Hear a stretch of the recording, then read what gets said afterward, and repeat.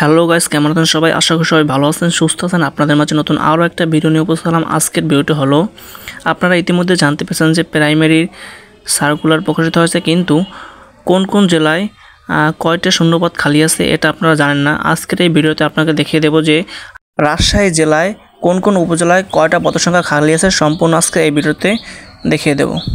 ভিডিওটি শুরু করার আগে আপনাদের কাছে ছোট্ট একটা রিকোয়েস্ট, যারা আমাদের এই চ্যানেলে নতুন ভিডিওটা দেখতেছেন তারা সাবস্ক্রাইব করে পাশে থাকা বেল আইকন বাটনটা অন করে রাখুন আরও নতুন নতুন ভিডিও পাওয়ার জন্য।